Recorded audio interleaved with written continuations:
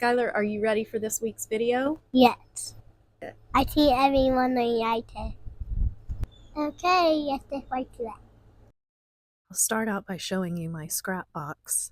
This is where I throw everything as I'm creating. And it's the first place I go when I'm creating what I'm about to show you. My husband works as a salesman, mostly in the auto industry, and these are tags that they use, I guess, when they hang belts and hoses on the rack. And he ends up with lots of extra ones. Either they're misprints or I don't know why he has so many of them, but I always find huge stacks of them in the garbage. So I asked him if it's okay for me to use them and show them on YouTube, and he said, yeah, sure. So I've rescued them and I have tons of them. And I think I've come up with a great idea to use them. You can use anything like heavy cardstock or postcards or boxes from food, like cereal boxes, whatever you find that you also want to rescue from the garbage bin. So, have you ever heard of ATCs, or artist trading cards? They're little cards that you can create tiny little pieces of artwork and trade them with your artist friends. But I like to share these with everyone, and typically I forget how big they were, like 2.5 by 3. I used to use playing cards to create mine, and then you put your artist information, your social media, whatever, on the back, and then you trade them with your artist friends. I'd like to give them away to everyone, so I make a lot of them at one time. Here I'm only doing 5 because I started with a lot more and I didn't have the space to do it. So you're going to see 5 first, and then the next set is actually the project that I wanted to show you for Easter and didn't get it out in time. So there'll be 2 different sets of cards here. These cards are 3 by 6, and you can see they're just like any other collage, just on a smaller scale. I love that I can go in and take all the little pieces left over from the larger collages and use them up. And sometimes I do print new things, but for this base layer, I use whatever I have. And I like to use the side with the numbers on it because I love numbers and letters in the background. And this works out perfectly, that they're already there. This first layer, most of these things are going to get covered up. And then, of course, if you know me, and if you don't, you will, here comes the gesso. I love this stuff. It's so great. And I just go in and add a layer and kind of blend everything in. And I don't even remember doing these little lines of gesso, but you could do anything you want. And the cool thing about gesso is that it creates texture. And also, if there are lines and ridges from the things that you've glued down, you can kind of build it up around the edges and make those lines disappear if you want to. Sometimes I do, sometimes I don't. So I finished the layer of gesso, and now I'm doing another layer of collage. And I didn't do that much with these cards. You'll see I did more layers in the next set. Sometimes I do 4 or 5 layers, and sometimes I keep them really simple like these. So I drew on it a little bit, and now I'm just adding pieces left over that I had already printed, these architectural things. I think these came from Collage Soup. And then, of course, you see the girls, the sisters from the last video. They've made their way into this one as well. So, what are these cards used for? You might be asking.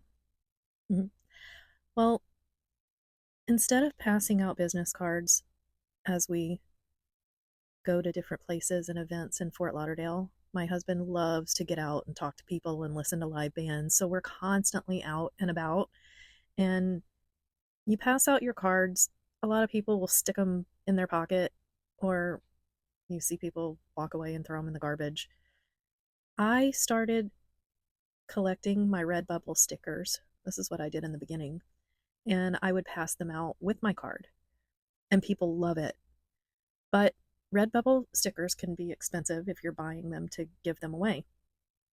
So I started giving out my ATC cards, and that's great, but you can really use anything. And when I started doing collage and hanging out in the collage community, I noticed that a lot of people put tags in their art journals. So I started making them, and I did make a couple of collage friends, and we've traded.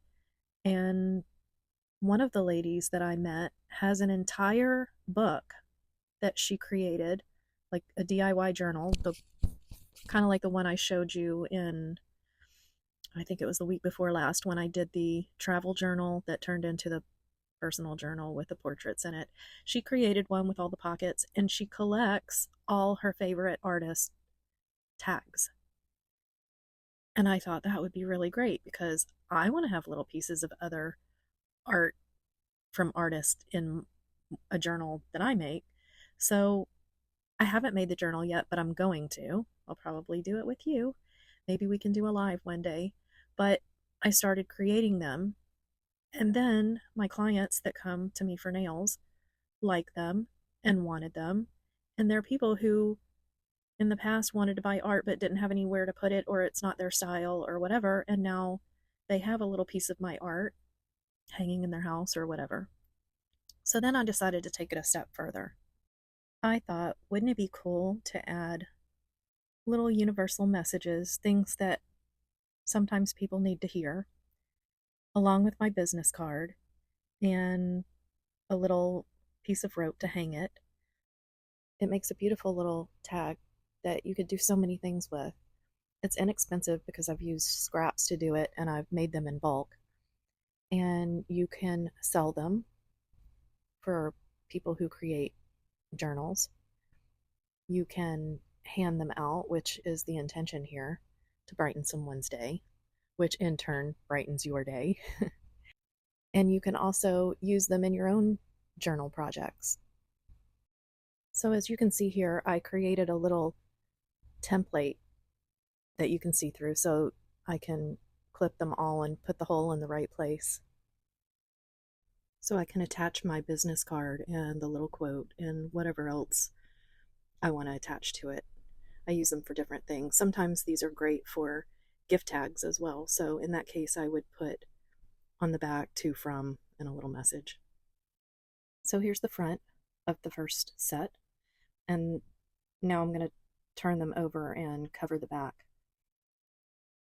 which is a little tricky the way that I did it. I've never done it this way before, and they did come out wrinkle-free, but I'm thinking I might next time just cut it a little bit larger than the card and do them individually and then trim the edges. You see I misted the paper a little bit with water to keep it from wrinkling, and it is fully wet. You can't tell in the video, but I think it did help keep the paper from shrinking after I glued it onto the back of the tag. And now I'm just going to trim it down and re-punch the hole. This is what I was talking about before. I should have done the whole thing and then trimmed it and punched the hole, but you live and learn. Let me get back to the reason, or one of the reasons, why I love giving these away. I had a client one time that took a few of these and gave them to a couple people that I guess that she knew or didn't know, I don't know. But a couple weeks later, I got a message. I believe it was on Instagram. I don't remember, but a lady that I have never met before sent me a message and said that she had received a card. She told me who it came from, and it was the perfect message. She had gone through a lot and was having a very bad day and really needed to hear what was on the card. I don't remember which card it was, but I'm not even sure that she told me what it was. But anyway, she was so grateful, and it made me feel so good to hear that this simple little thing that I did to use up my scraps and give away little pieces of my art to people that I know and people that I don't know, that it affected someone in that way. So putting the time and effort into creating these not only helps you as you're building your brand and your business, which is why we do the things we do anyway, right?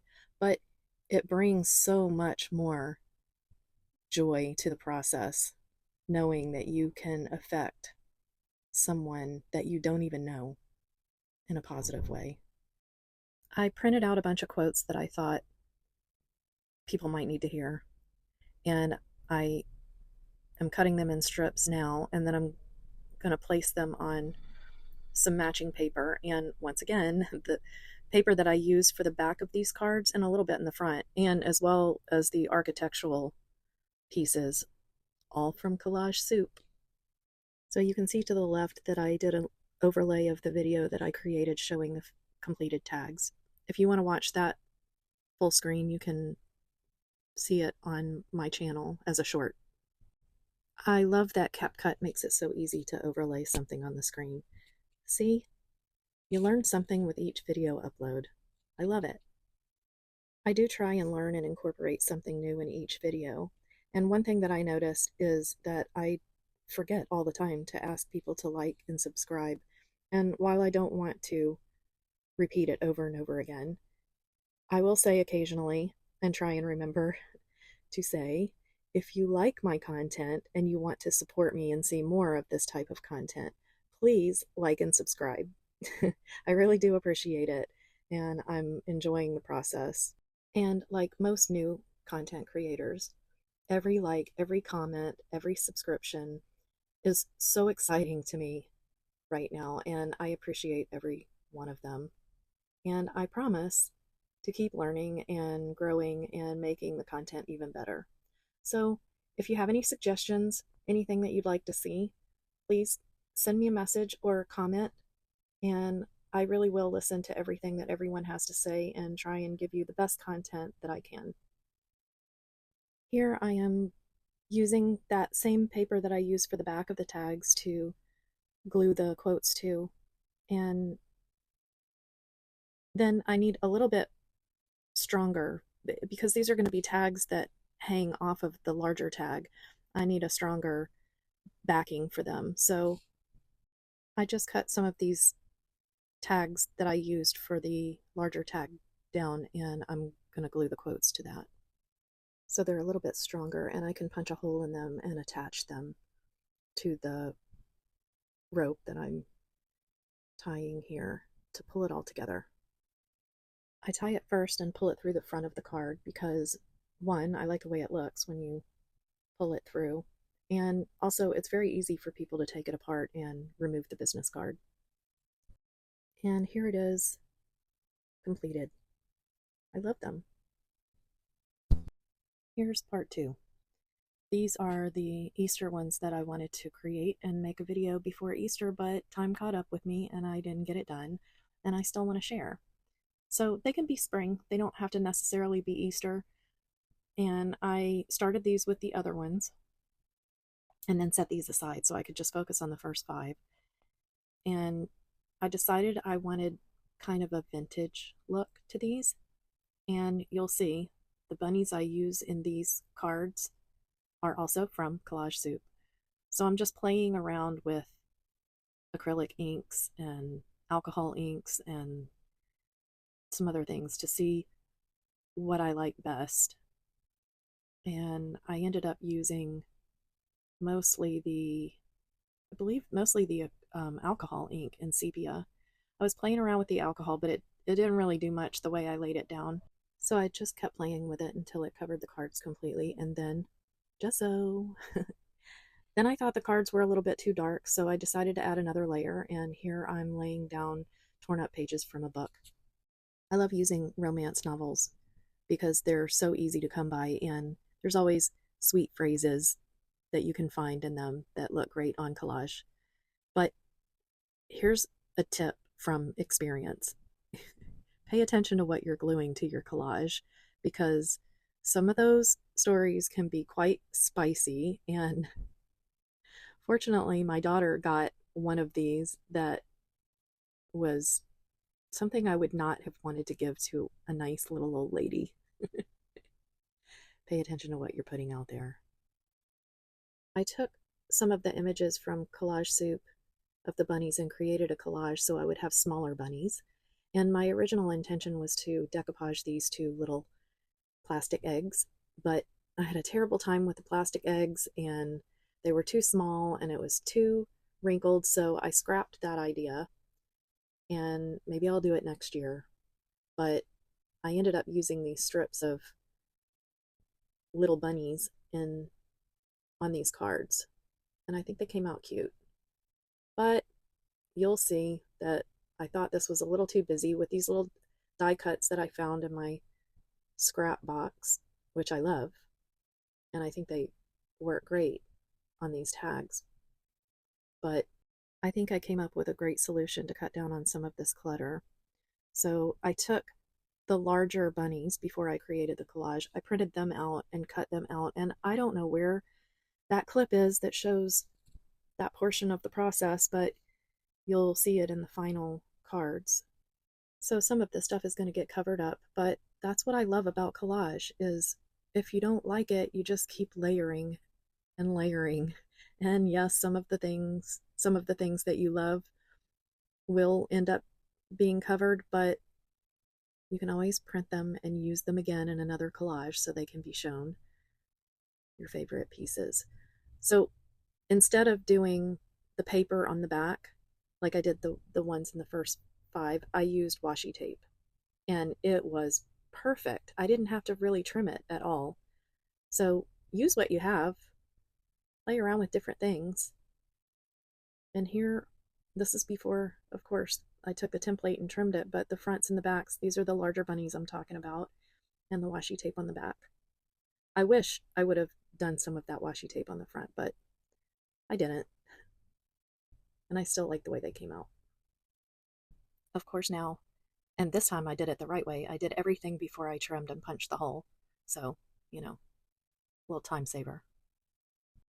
I just love this part of the process when everything's kind of coming together and you can see how they look.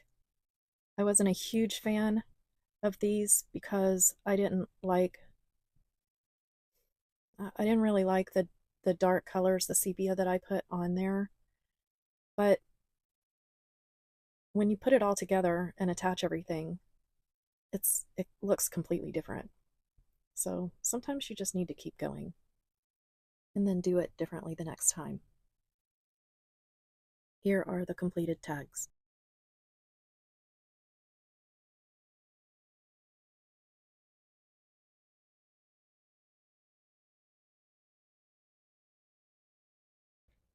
So thank you for watching, and I'm going to go enjoy my yard and the beautiful weather in South Florida.